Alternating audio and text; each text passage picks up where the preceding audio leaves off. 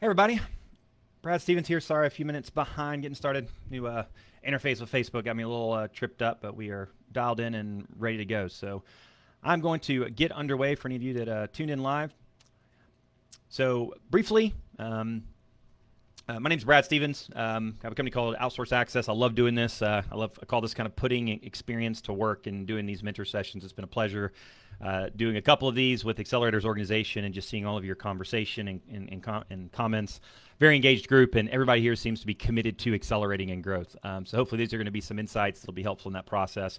But long story short, been a lifetime entrepreneur based out of Atlanta, Georgia. Launched multiple companies over the last 20 years in multiple industries, service industries, product-based businesses. And I really learned about the whole world of outsourcing and virtual assistants and growing my last company, and that led to me launching Outsource Access, which is my primary company now. And we grew to over 160 staff now in just over a year with operations based out of the Philippines. We provide vetted and trained virtual assistants for entrepreneurs and business owners all over the world. We'd like to think we kind of took out all of the challenges that most people experience in that world as they navigate it, because it's just where everything is going, and it's the norm of how small to medium businesses are going to grow and scale as the world's getting flatter. We need to tap into a global economy to drive things forward. So now we have our model is a fully managed kind of virtual assistant service program that we offer. So love doing these sessions. You guys, I'm fresh off a Peloton ride, so blood is pumping and ready to jump in and get to these questions and provide some answers. Hopefully, it'll be insights. And look, I'm going to try and follow a format. I'm going to try and give some advice if applicable, but try to be rooted in some experience. So it's not just advice, but rooted in experience. And I'll share an applicable tool if I can that may be helpful, a specific tech tool, and a book if one comes to mind that could be relevant for your topic that you're needing help on. All right. So I'm going to jump into the first one here. First, name of submitter is Steve Roush. Question he asked: how can I teach myself to adjust from a freelance mindset to a more consistent business leader mindset? His business description: I have a media company and we offer a long list of services. Many are specific to high-end imagery for commercials and live events. And we are usually called in for jobs as they happen. Every day is different as each job is custom to the project at hand. Sometimes I'm plugged into a position. Other times I am the lead on an entire 2-week project. Usually after the show or project is done, we are done and searching for the next one. I want to be more engaged with clients so we can help them realize their projects, not one at a time, but strategically over time. That is done by working together more often and becoming a trusted partner in success. If I can achieve that consistency, I shouldn't have to chase the next one so hard. Well, Steve, it's the story of many entrepreneur kind of getting things rolling and chasing the next sale, the next opportunity. And the first thing I'll just share from an advice standpoint, being a 20-year entrepreneur and launching multiple different companies, having successes, having failures, is you truly just have to want it bad enough to get over the hump of the old cliche of doing the work yourself versus managing and growing and scaling. You just truly have to make that commitment. A lot of people say they want to do it. It's something they aspire to, but they just don't want it bad enough. And 5, 10, 15 years later, they're still in the hamster wheel and haven't gotten out of the hamster wheel and have other people kind of engaged in helping run the business while they can focus on exactly what you said there, which is strategic direction of the company, focusing on high-level relationships and being, if any of you do the Entrepreneurial Operating System, EOS, it's being the visionary, and that's ultimately where you want to kind of evolve to, and that's kind of where I sit in my business, and you have kind of an integrator sort of as part of your team, and then key functional roles. So the first thing is you just truly have to want it bad enough. Is it if you find yourself something you've talked about for a long time but haven't taken action, it's just kind of dig in. Is it something you're really committed to? And then it's creating the architecture to create process. For me, particularly where I am, is I'm really focusing on leadership and how do I lead and grow the organization, because great leaders build more great leaders below them. And one of the books I love, and as a thought leader on this, I got a chance to speak at his Leadership Institute, is John Maxwell. And he has a book I highly recommend to all of you. It's just a staple Bible you keep on your shelf and reread every year, the 21 Irrefutable Laws of Leadership. And one of the laws is law of process. And I tell you, if you look at any successful business that's scaled and grown and the owner has emerged out of the administrative and operational clutter that we kind of call it, particularly in clients we work with, that's where VAs help a lot with, is you got to have process and system. It's not the most exciting. It's not the most fun, but documenting system and process is going to get you that place. I know Sean talked a lot about Trainual is a phenomenal product for that. I know they even have a discount relationship with AO to kind of explore, but getting processes and documented. And a lot of it's microprocesses that can just set you free. I'll share an example with you. Like one of the things is I wanted to get a lot more video pushed and promoted out on social media. I'm always was prior to COVID was traveling a ton, or even when I'd go to the gym, I'd listen to a podcast for 30 minutes while I'm running. Why not take advantage of that content I consumed and do a boiler version of it and do a video and share it with my audience? People love summaries. So I had to create like a micro protocol because I wasn't doing it because I was having to hassle with it, record the video and push it out on social. So got my VA involved in some free tech tools and got to where I shot the video on my phone. I used Vimeo to click a button and upload it to the cloud. As soon as I got uploaded to Vimeo, my VA would get an email notification that it was up there. Then from the Philippines, she could download the video, use a free tool called Headliner to put all the captions on it, because most videos listen to without sound, and then use a $10 a month tool called Buffer and click a button and push it out to all social media. So I went from shooting a video in Atlanta to the Philippines and back on all over social media in 7 to 10 minutes by creating that little micro protocol. So you got to be committed to that process, and you got to get those things done so that you can live and breathe in those bigger strategic relationships and build long-term contracts, land and expand, recurring business, so you're not in the weeds kind of executing. So again, from a tool standpoint, highly recommend checking out Trainual, and just some kind of a project management system as well. I have a friend of mine that's in a video production business also, part of the thing is so much was living in spreadsheets and things flying around is having a web-based project management platform, whether it's Trainual or Basecamp or Asana, those kind of tools that can help you be web-based. And then a book, that kind of correlates, I already mentioned, 21 Irrefutable Laws of Leadership, just to get you in the mindset of what it takes to get to that next level. You'll never kind of execute on it until you get in the right mindset. I've done a lot of leading in my life, but I'm constantly growing and find out I know what I don't know. And his second book I'd follow right after that is Developing the Leader Within You. It's a great follow-up to 21 Irrefutable Laws. And I've even got ordered a plaque. I'm going to literally have them printed. So they are sitting right beside me. So I'm keeping abreast of those laws. And the other one you probably heard a lot of people mention that's all about getting out of the business is the E-Myth. I know it's probably been mentioned a lot, but still can't recommend enough. Embracing those kind of content will get you in the right mindset to evolve to the next step. Next question, Adam Naquin, hopefully I said that correctly. Question, how can I hire and train a virtual assistant to help me with scheduling and managing calls and appointments? Business description, I'm looking for advice on how to transition my business calls into an answering service that can do my scheduling. It's not that I have a lot of calls, but the ones that come in are falling through the cracks or not getting taken care of fast enough. I currently use Verizon for my cell phones and have a girl that works on commission that handles my scheduling. The main problem is she works a full-time job as well, and sometimes she's not able to take care of the phones. I struggle answering the calls because I'm in the field working, don't know what to do, and it's not good for business. So, Adam, I can certainly attest I've been on the receiving end of that problem with a lot of people in the services, home services, market, whether it's HVAC or roofing or gutters, and it's very much a challenge. I agree with you. That's part of the challenge in that industry is a lot of people are trying to grow their business, and it's still a couple of guys in a truck and their cell phone, and they're trying to communicate with clients, and things fall through the cracks and so forth. So I'm not going to talk on this all day long when it comes to VAs and assisting with that. We do a ton of this actually for a lot of our clients, and it can be very, very cost effective. But it's a matter of getting the content that they would be engaging kind of out. So the first step I would recommend really on that is you got to prep accordingly. First of all, let's look at all the calls before you can train or bring on anybody to kind of take on that role. Is prep accordingly. And just set it up as if you're teaching and training a class on how to answer calls for your business, if you were teaching someone to do that. Because that's literally with VAs and outsourcing, documenting system and processes, going back to the last question, is identifying what are the majority of calls that come in, what buckets do those fall into, are the majority of them about certain issues, and that itself may help you identify some things that need to be fixed in the business if you're having recurring calls about constantly someone being late or needing to reschedule. But highly recommend doing that. I highly recommend using a tool like Calendly or Appointment Core that allows your clients to be able to book automatically online with you, can kind of facilitate that process. But get out on paper all the different types of calls that come in, so you can kind of organize them, bucket them, so you can kind of, if someone were to come into the role, say these are the types of questions that you're going to get. And it's the 80-20 rule. 80% of the questions fall in 20% of the kind of recurring areas. And then I would record calls too.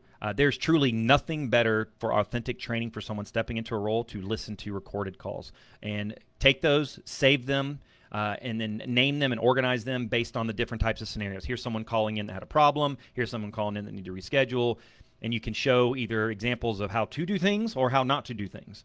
That was one of my favorite things to do in my last company. We did a lot of outbound calling in the dental market, and we would record tons of calls and book and save them by example. And when we brought new people in to train, we'd listen to those calls together. We'd pause them, share what to do or what not to do.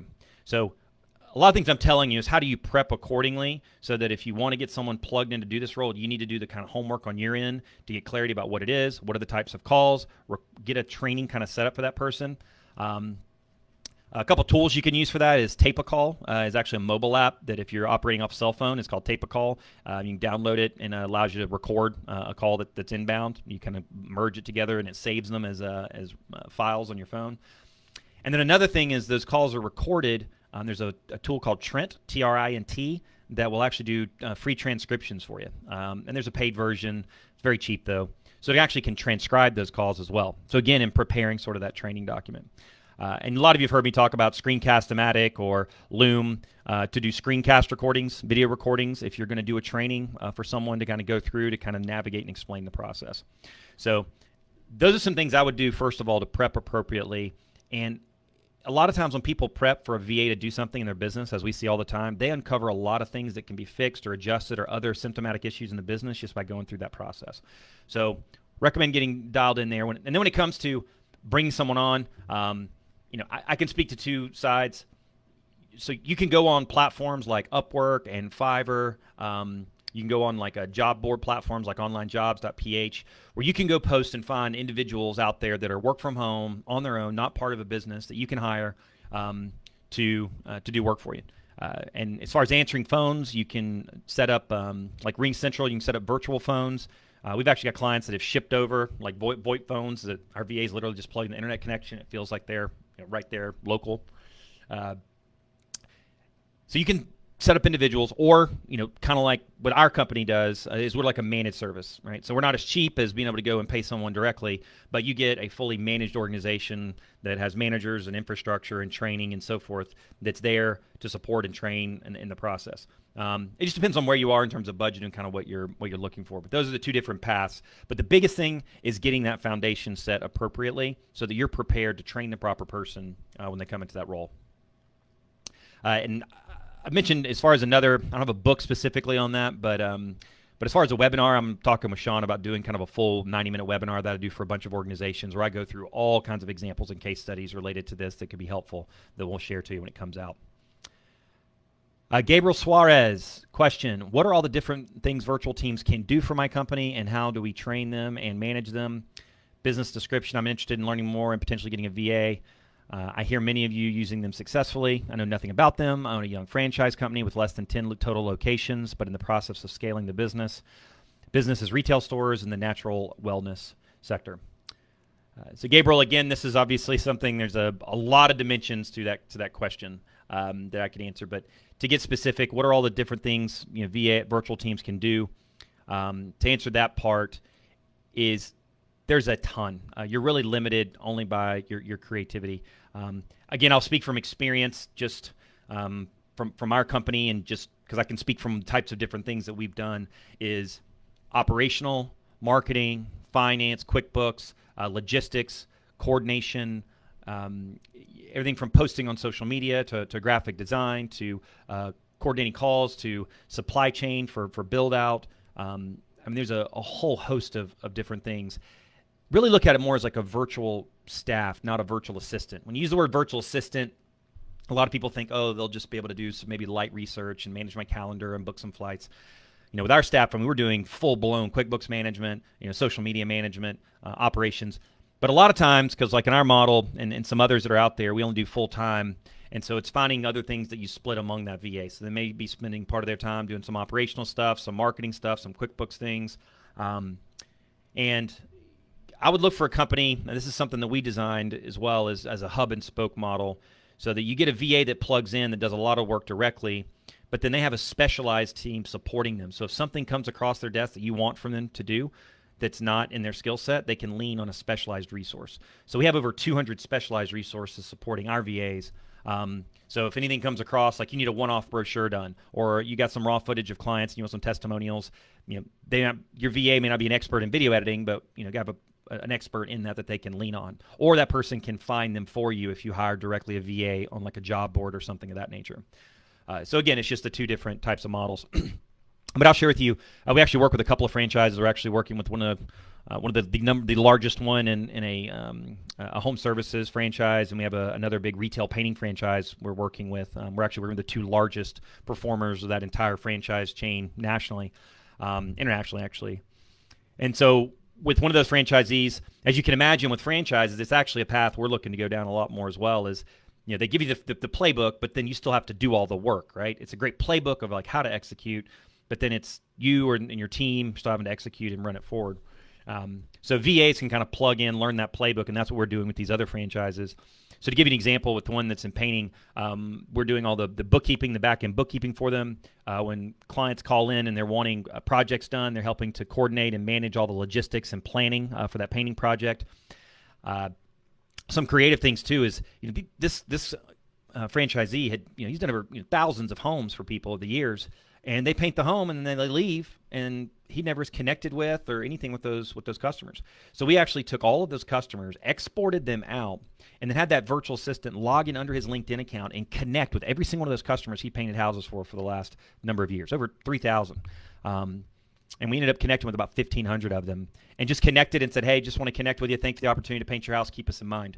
And just by doing that one little exercise, drummed up tens of thousands of dollars of business in the first 3 days of doing it. And then another thing is, they go out and paint houses and none of them were taking before and after pictures, that they go out and wouldn't capture that. I was like, well, what are we going to do with them? Where are we going to post them? It's going to be stuck in somebody's phone. So again, creating a micro protocol would have the painters set up with a structure that whenever you go do the home, make sure you capture a picture before, capture a picture after, and when you're done, send both of those photos and set up an email address specifically that went to their VA in the Philippines that would then get those images, and the subject line would be the name of the customer. They take those images, go into a free tool called canva.com, create a graphic, a before and after, have the company's logo on it, then take that finished image, go back under the owner's LinkedIn and social media accounts, post it, and tag that customer in that picture, thanking them for letting them do the painting job. Now, basically, you're just celebrating work you just did for a customer, and you're getting the impact of it rippling through their social networks because you tagged them in it. So it's little things like this, and I share these examples to go deeper and down a rabbit hole here to show these are the micro things that you can do differently that most people would never think about because of time, dollars, or even just knowing it was possible, that you can do with outsourced virtual staff that's very low cost and effective. I mean, like with a managed service like us, we charge $1,700 a month for a full-time, 40-hour-a-week VA with no health insurance or any kind of costs. If you go directly on a job board and hire directly, you can get it less than that, $800 to $1,200. Just depends on if you want a managed service or not. But it's amazing. They got to just help you land one additional client or retain one more, and it pays for themselves for the entire year. So I could go on and on about it, but hopefully those are a couple of examples that can make an impact. And I'll speak to some of the tools of how to extract out what that list should be and some of these other questions real quick. Next one is Marlena Carter. Question she asked, how can I determine if a company like mine would benefit from having a virtual assistant or team member? I own a pet grooming salon currently with 2 groomers. So Marlena, again, there's a whole number of things that could be applicable in small to medium business. And that's the thing, even when I speak on this and I do a webinar, I literally put up about 100 different industries. And I say, one of the preconceived notions is people think that, oh, this wouldn't apply to my industry. We're just mom and pop, or we're retail, or we're wholesale, or we're manufacturing. We have clients in every single one of those industries. It just depends. It differently applies to their business depending on what their needs are. So Marlena, one thing I would do as a starting point, and I'll share this, I think I shared it before, is we have just a simple free Google Doc template I'll share with you that's a great brainstorming exercise, and just answer 2 simple questions. For you and your 2 groomers, small staff, but at least kind of get them involved in the process, is A, what are you doing that's not a good use of your time, right? That would, and then secondly, what are things on the radar that you'd like to be doing that you can't get to, okay? So things that aren't the best use of your time may be actually grooming, right? It may be ordering supplies. It may be trying to post on social media after you do a project. You take a picture of an animal and you'd like to get all of your social media and getting that done and tagged and so forth. Those are all things that need to be done, or maybe some of those are on the radar. I know we need to overhaul our website. I know we need a better social media presence. I know that we're doing some neat nonprofit things and doing grooming work for low-income individuals. Let's do a press release on that and send it to the local newspaper to get free PR. Right? These are all the little micro marketing things that can be done. So just take some time to brain dump and put in those two categories. Things that aren't a good use of your time, things that are on the radar you wish you could be doing that you can't get to. And that is a great starting point to figure out where could some assistance be needed, right? And dump everything on there. Nothing is like I shared, and I'll share in a webinar. I mean, you'd be amazed what you can use VAs and resources. I mean, I had a VA in the Philippines get my watch fixed, from across the globe by just taking a picture and sending it to her. So I'll share that webinar. Sean, I mentioned that Sean and I I'll get put together that'll show a lot more examples. But start with that to kind of answer those two questions, and that'll be a real good brain dump of things that can add up. And on that first question, things that you're doing that aren't a good use of your time, put an estimated number of hours per month you're spending on that task. You'd be amazed at how quickly those hours add up. Before you know it, you're like, wow, I'm spending 9 hours a month on just chasing down, rescheduling customers that cancel. It's amazing how many of those things add up. And all of those little things can be handled, by an outsourced resource. Next question, Erica Wilkinson. Sorry, I lost my... Erica Wilkinson question. She asked, what are things you have done to rid yourself of negative friendships and relationships? Business description. I have a cleaning business and e-commerce store looking to scale into real estate and marketing. I have previous friends and relationships. And when I tell them about what's going on in my life and my goals, they always seem to get negative or tell me that I should just go get a job at Walmart or that I think I'm better than other people or whatever. It's really hurting my feelings, and I'm trying to figure out how to overcome those feelings. Do I remove myself from those relationships, or what have you done to overcome those things in your entrepreneurial life?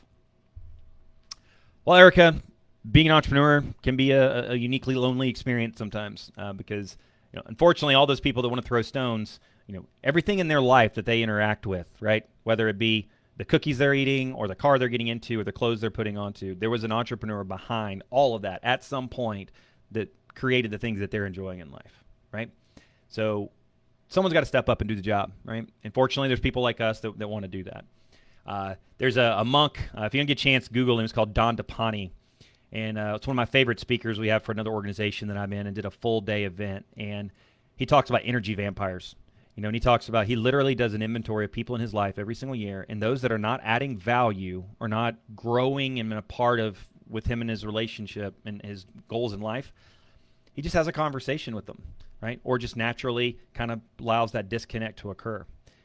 There's no energy in not growing or expanding.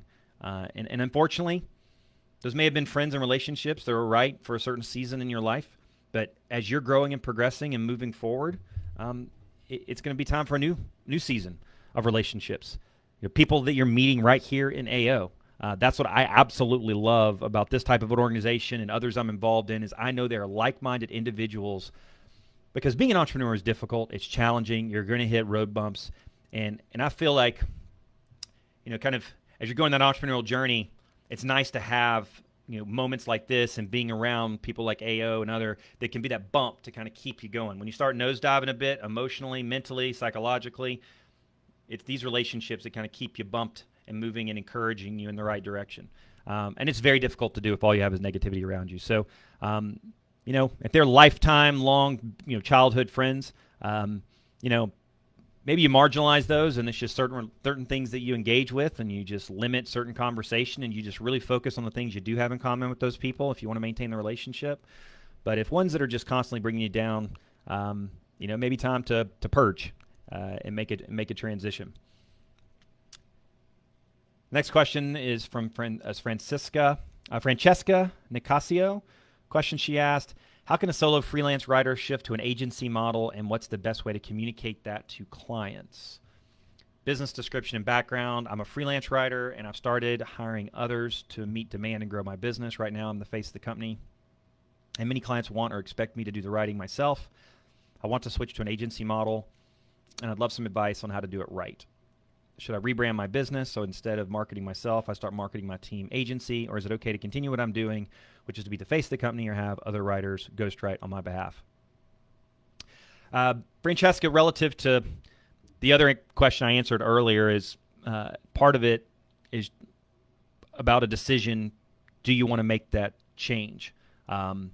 Is really, I can tell you the how and some of the elements and some of the steps I addressed in that prior question, but it's really making that commitment. Do you want it bad enough, and are you willing to do what it takes to make the change and shift? And it sounds like your thinking is in the right direction from the way that you sort of described. It's a challenging one. I've actually had to navigate myself over the last year. I mean, Brad Stevens, I speak on this topic globally. I've had a chance to speak all over the world, and I was actually supposed to travel to Malaysia and Australia and Africa, and ended up doing those virtually over the last couple of months. And people have, my name, Brad Stevens, has been synonymous with anything about growth hacking, innovation, outsourcing, VAs. I've been the go-to kind of person. And Outsource Access, which is my brand and my company, is that we launched, is sort of where I'm trying to really raise to be the more visible brand and kind of make myself less visible where that's concerned. So I will say, I mean, if your name is the name of the company, I'm seeing your domain is Credible Copywriting, so that's the name of your business. Unfortunately, your name's not specifically attached to it. If your name is attached to it, it has happened. It can be done. We actually got, 14 or 15 marketing agencies. We actually provide VAs on the back end to do logistics and training. And some of them are named related to the owner. But sometimes they'll just take their last name. If it's Edwards, and they'll make it be the Edwards Group or the Edwards Writing Agency. People like John Maxwell, as you know. I mean, John Maxwell as a brand and a name. People don't expect John Maxwell to be the person they answer the phone when they call the company, but it has become the brand that's associated with it. So it can be kind of a tricky path depending on if you can make that shift and transition. But if you've and I love that name, Credible Copywriting, if that's the name of your business, because that is part of addressing what I call DFCs, doubt, fears, and concerns, when it comes to people engaging certain services, is what are the negative stigmas people have. You can imagine when it comes to VAs, I have to deal with, what about time zones? What about competency? How can I trust? Are they going to be there long term? A whole list of them. Doubt, fears, and concerns that I intentionally knock down one after another. So having credible copywriting, that's one of the challenges people have, is somebody that knows what they're doing. So I kind of like that name. And it's a part of just really making that be the front name and interface. If you've got some support staff and resources, for example, I mean, my name was the one that went out a lot of times on invoices when people are paying their monthly fees or when they engage with us. And I shifted it. I shifted it all to be from the company, from support at, and then I have staff that now manage that. So it's slowly disconnecting my name being the one that they're seeing specifically associated with everything. I'm still the thought leader, and they know who I am, but when they think about the company or they think about engaging us, it's about engaging Outsource Access, not Brad Stevens as a company. And it's just elevating that, and yeah, it's about getting system and process. It's about flanking the you with you right kind of people, and deciding what does that architecture look like. Is it just you over a whole team of ghostwriters, or do you need to have someone in between there to do logistics and coordination and operations with clients? Do you need to have someone sort of doing sales? What does your org chart look like? Map that out based on what your experience is so far, and put a goal to commit to getting the right people and the processes to bring that org chart to life, and slowly kind of get yourself disconnected, but make sure that you don't compromise on quality. I know the tough thing is when you do an amazing job, particularly with content writing, there's so much nuance to it and messaging and tone and so forth. Right? At the end of the day, if you're going to scale, people aren't going to do it exactly the way you're going to do it, and you have to come to terms with that. You have to be okay with what I have is kind of called the 85 or 90% rule. If stuff can get done and it's 85 to 90% of what I would do myself, I call it a win. If we're doing brain surgery, we got to be 100%. But it's being okay with that and letting things get out the door. And as we've scaled, I mean, we're at over 160 staff right now, and if I were micromanaging every single interface with every single client, there'd be things I'd identify all over the place and dive in and want to micromanage and fix and so forth, but removing myself and not seeing it and just making sure I got the right people and the right infrastructure and the right processes to handle things. I know that the process runs and helps the business scale, not me micromanaging everything. So again, I'd recommend eMyth. Just revisit that. Even if you've read it, read it again if you're getting in this mindset. And then leadership. Going back and reading leadership, because you're really trying to merge into a leadership type of role. Next question, Law Jackson. Question asked, what are strategies you've used to manage your time and manage all the demands of your time as your company grows? Business description and background. I'm a creative shop that does marketing videos and animated explainers. I work with marketing agencies as their animation specialists, and I work with startups. Usually the team is just me. I'm trying to build a proper organization that does not bottleneck on me, but I'm just now trying to come out of freelancer mode. So, Law, it sounds everybody's navigating this challenge is how do you scale and automate and delegate? It's actually the name of our podcast, by the way. It's a phrase I coined a while back ago. Actually, a consultant we worked with kind of mentioned that name to me. I loved it. But it's ultimately about getting yourself out and deciding to grow. But again, it's about that mindset commitment. Are you really wanting to do that? And a lot of people, it's just they don't allocate the time. At the end of the day, they're absolutely exhausted, no energy left, and the time they need to really think about the working on the business and creating some of the architecture I've mentioned in answering some of these other questions to get out of it, they're just spent, and they wake up the next day and they're back in it. So it's really committing that you're going to not get as much revenue and block a day off, even if it's just a full day. Wednesdays are days that you're going to do nothing but work on the business and strategy and growth. So to get tactical on your question, what are the strategies for managing time and all the demands? I'll tell you, I've tried a lot of different types of techniques because you ultimately I want to happen to my day. I don't want it to happen to me as much as possible. And with a young family and we have a 4-year-old and a 1-year-old, I tell you, unfortunately, that's not going to happen all the time. But I try to intentionally plan. And what I've kind of narrowed down to is 2 things. First of all is, 1, go through that exercise I mentioned earlier. Answer those 2 questions. What are the things that are not a good use of your time? And how many hours per month are you spending on those things? Secondly, what do you want to get to that's on the radar that you can't get to? Just to kind of index and benchmark what that list looks like. And then what I've gotten down to is after I've kind of done that exercise, I literally have and I use we use Teamwork as a project management tool, but I have a Google Sheet, and I've created about 8 different categories.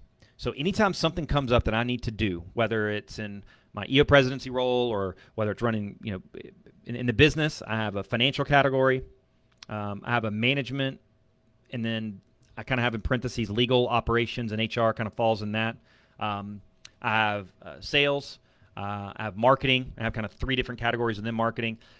So after I did that brain dump, I figured out what are the macro buckets that most of my activities fall into. And I created those as categories. So my running to-do list in Google Sheets, anytime I have something, as we all know, the anxiety is if you can't get it captured somewhere, right? And so many books talk about that. So have a place you can go capture things that pop in your mind. And so as things come I need to do, I put it on that list, and then I have a drop down, and I put it in which one of those buckets. And the way I've structured my week, and I'm a place now of how I've kind of grown and expanded, is I block off the first 4 hours of every day, Monday, Tuesday, Wednesday, and Thursday, and block those off. Nobody can book time with me. I use Calendly that people can automatically book time, but they can't book because those are blocked off.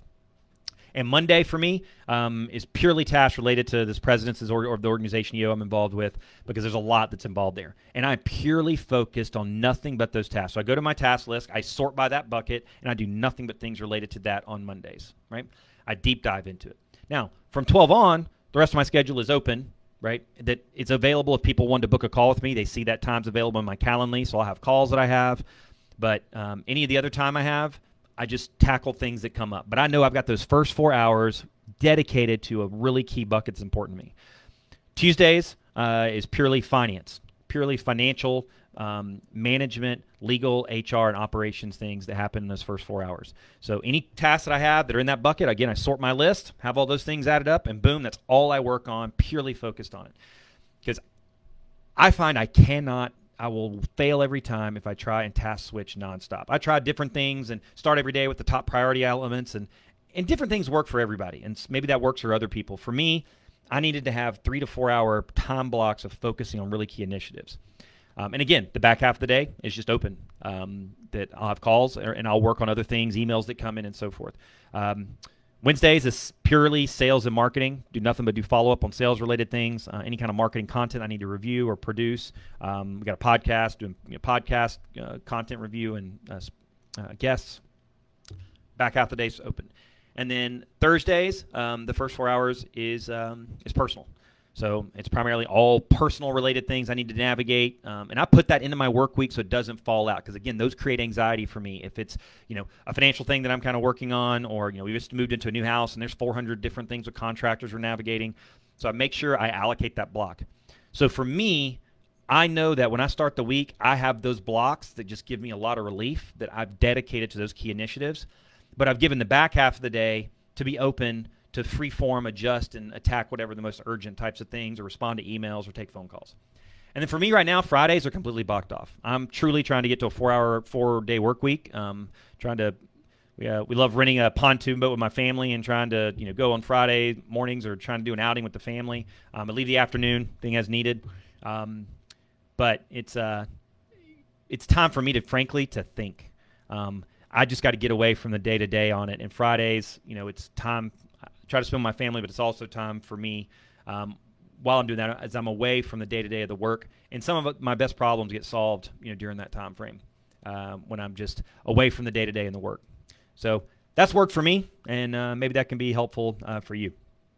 So it's, again, all about automating and delegating. Automate, delegate, and elevate to the proper tasks that are highest return on time. Next question, Jonathan Habercorn. Question, are any specific accounting or legal challenges about paying contractors outside the United States? Business background is in Trizen, team of software architects that specialize in digital transformation of HR systems and processes. The reason for question, sales pipeline looking good and expanding consulting workforce to help implement future projects. Want to reach out to people I've worked with in the past that are absolute rock star independent consultants, some of which are international. Pardon me. As far as legal issues there, it depends. When you're engaging with outsourced, contractors, the vast majority, I would look kind of their local kind of country specifics, things that or as arrangements that we have with them. In some cases, there may be unique ones. But the most part is I try and make sure that they've got some kind of an entity that I'm paying typically. So if it's somebody that's purely on a contractor basis, if you're going through like a Fiverr, an Upwork, or what have you, that serves as the business you're paying. So it's just like a W-9 in essence as far as a vendor. But if you find an individual, if it's not a company, so like when people hire us, like with Outsource Access, they're paying us as a company, and they get a W-9, and they're paying us just like a service agreement, just like they would pay a marketing firm or any other kind of services organization. But if you're going to hire individuals, I would just encourage that there's an entity that you're paying, if they have one set up, whatever their laws are locally for them to have an entity structured. So you're paying an entity. There's a law, and I'll look it up and post it into the group here. There's a specific law internationally related to agreements that the United States have with certain other countries that's understood that they're going to pay their local taxes. And it's already kind of implied in the arrangement. As far as legal related issues, I think I kind of tied that into the answer to the same question. When it comes to IP and protection, you just have to make a good, intelligent decision on that. If you're hiring a firm to do some really high level IP for your business and coding and development, just make sure that they're bonded, that they have insurance. You set up yourself an international agreement. Again, enforcing it can be a little difficult, so a lot of it's based on trust. What's their prior history, so that you can get a good feel of how they've treated other people in the past. Next question, Law Jackson again. Question is, I'm overwhelmed with my current load of projects. How can I find the time to continue sales outreach and onboard good people to help me get the work done? I'm a solopreneur in freelancer mode. I create animated marketing videos for marketing companies and startups. I'm trying to transition from a one-man band to a business owner with a sales team and fulfillment team. Past 2 weeks were a struggle. I have 7 open jobs, with 1 being urgent. I'm completely overwhelmed. Well, it's similar to what I addressed in some of the prior questions. I know it sounds like a broken record, but again, it's truly a mindset, commitment. It's truly a commitment of you blocking out the time in your week that you're going to work on creating the architecture to get yourself out of being a one-man band. That's the very first step that has to be done. You have to commit to. You have to make the decision to do it. I highly recommend those 21 Irrefutable Laws of Leadership and Developing the Leader Within You that are John Maxwell books, and E-Myth, just even if you've read it, to revisit it and get the right mindset and then commit and say, you know what, I'm going to have to take a little hit on revenue to make the commitment and sacrifice to be able to focus on growing the business and expanding it and getting myself out of solopreneur mode.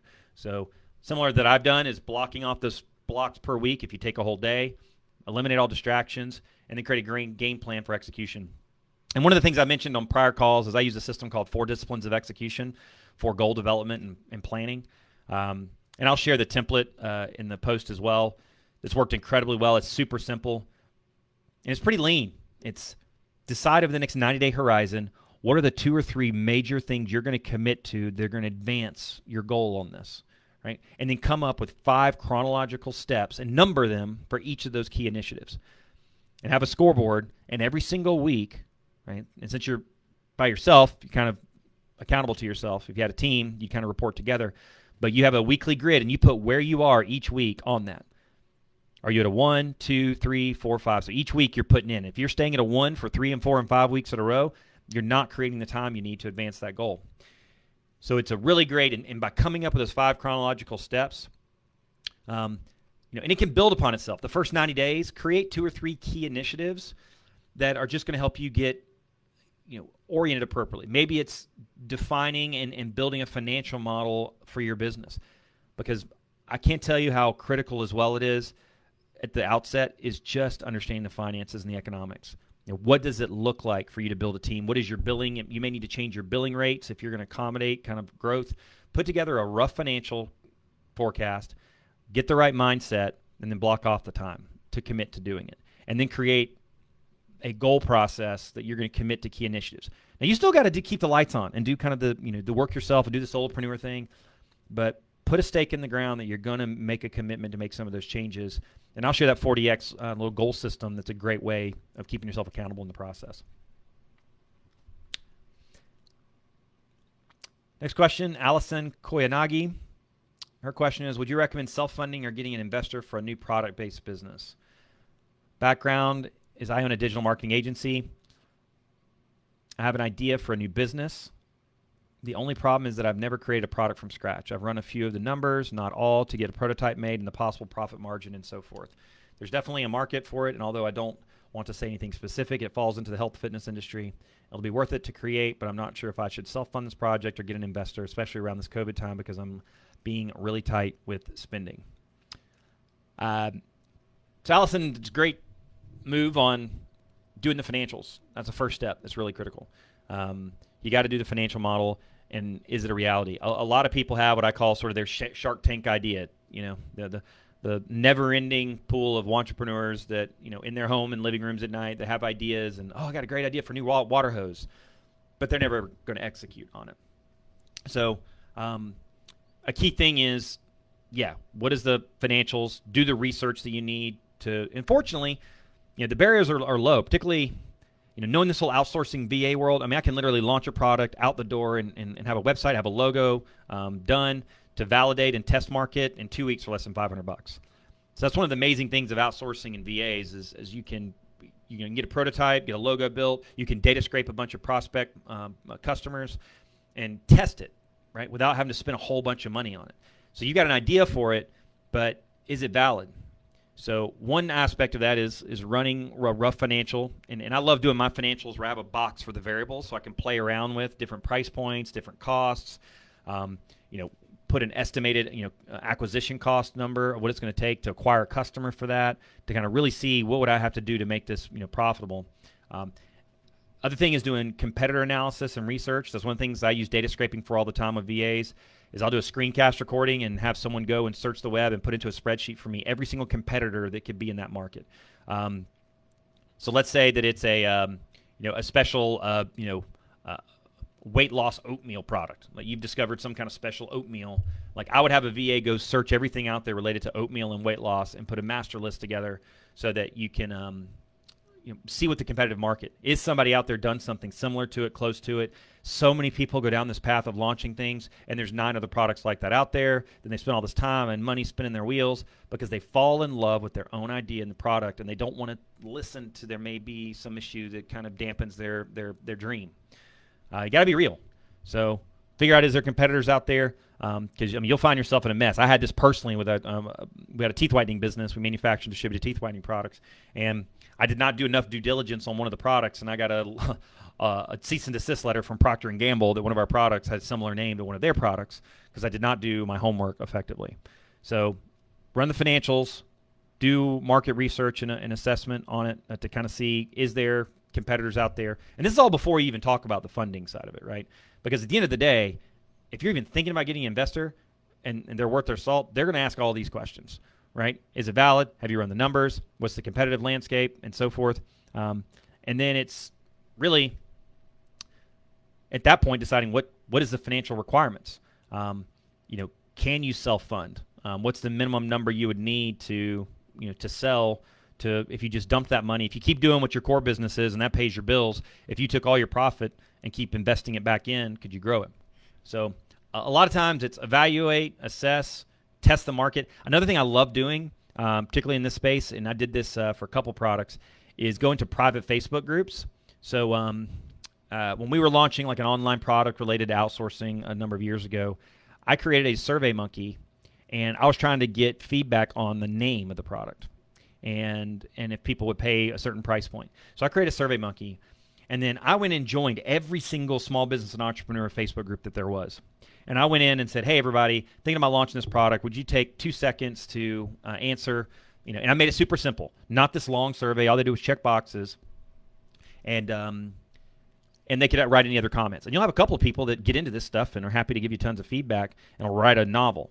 And I think I got 70 or 80 responses just by posting in like 15 or 20 private Facebook groups for entrepreneurs. Now, you need to go join all those groups first, right? In whatever your market or field is, if it's for personal trainers or if it's overweight individuals, there's tons of private Facebook groups out there. But before you fall in love with your own idea, go out there and post that survey, make it super simple, and just say, hey, and let them know, hey, whenever we come out with a product, if we do, I'd be happy to give you a free one if you'll put your email in. And done that a ton of times, and it's just a way to do super cheap and fast. Obviously, I use VAs to go, and I'd have them go find every single Facebook group and join all of them and go and do that posting for me, but you can do it directly if you want yourself. But it's, again, I know you asked about funding, but so much of this is so required on the front end to really get your answers about what it takes. Because then it's a matter, if you determine it's outside of what you want to fund and you think there's real validity and you've assessed the market and there's no competitors and has good financial runway, then you can have a pitch deck and have all that information to go appropriately promote it. All right, next is Marlena Carter. Looks like the last question here, or next to last. Is it acceptable to let any employee go due to their negative mindset or attitude? I'm in a pet grooming business. I have one groomer who's a pretty good groomer, but 3 or 4 statements that come out of her mouth are negative, no matter the topic, negative. I'm a positive person and can find a silver lining in every single situation, and the complaining really annoys the piss out of me after a while. Is that enough reason to let her go, or is it best if I keep her on for the growth of the business and maybe have a blunt heart-to-heart? How would you handle this? Marlena, as I related to the last question, when it comes to negative people, if it's just friends and relationships, depending on how valuable those are, if they're acquaintances, right? If they have a lot of value, you're assessing and determining to keep them in your life or not.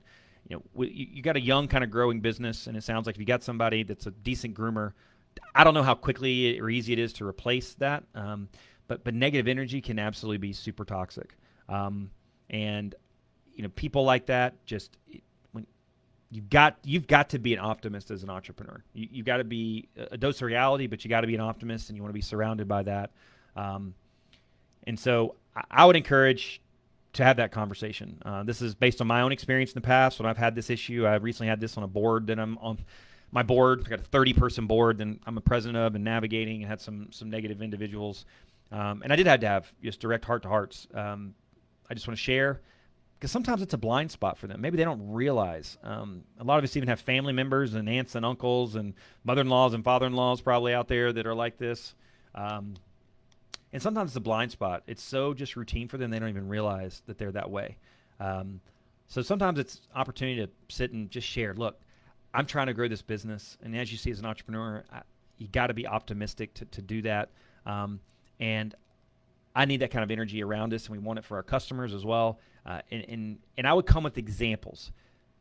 Another thing is, before I learned this from a woman named Anna a while back ago, is in any conflict resolution, you've got to agree on the facts before you can make any progress. So if I were you, I would have some specific examples, because the first thing, and if any of you have been in arguments with a spouse or a friend or whatever, well, tell me an example when. Well, what do you mean? Well, A, B, and C. I would kind of document those and have them and just say, just so I'm not speaking off the hip here, I'd like to give you some examples of things that I'm talking about. And they may hopefully start nodding their head and realize it at that point. So I'd if they're a good person and you think they're a good groomer, could be a part of your business, and maybe it's a blind spot, have that conversation, be prepared with examples, and let them know that this is something that you need to see change because it's important for the health of your business. And if you continue to see that path, maybe one more reminder, and then you create a path to part ways.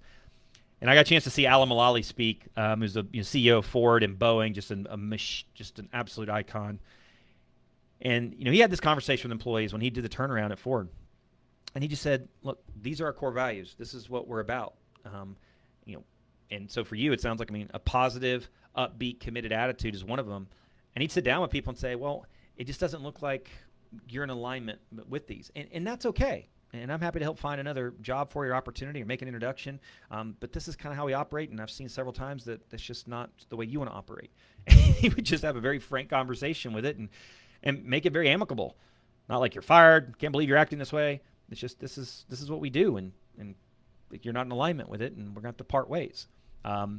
So you can kind of come across at it from that perspective as well. And if you haven't done your mission and core values, getting those stated and documented and clear so everybody is aware of exactly what's expected of them will be a great first step with that if you haven't. So you can use that as something to look back to as a reference point. All right, last question here and hitting our hour mark. Sarah Hamilton. How do I determine which KPIs I should be reviewing as a business owner as I am growing? Business description: I own a hair salon business. I own 2 locations, and I'm expanding, and I want to set up a system to be able to monitor certain data as we grow and look at it quickly. How do I figure out what I should be looking at? And then what system or software do I usually use to actually do it? What kind of consultant do I hire to help me with this? So, again, great that you're asking this, Sarah. To figure out what are the real drivers and the triggers in your business. When it comes to software, I don't know your industry directly, and we got some clients in this industry, I think, but I don't know directly. But typically, there's a software that's specific to your industry that's already kind of built and accommodates to track your data. Average time of haircuts and average cost and tracking all of that, and it has pre-done reports. I know there's software like that for like the tanning industry and the spa industry and salons and so forth. So I'd research that, and software typically is loaded. And a lot of times they've pre-thought of the metrics that are needed that you want to run reports on. Now, sometimes they can also be super overwhelming, and they can have every report imaginable, and it's, well, which one do I look at? At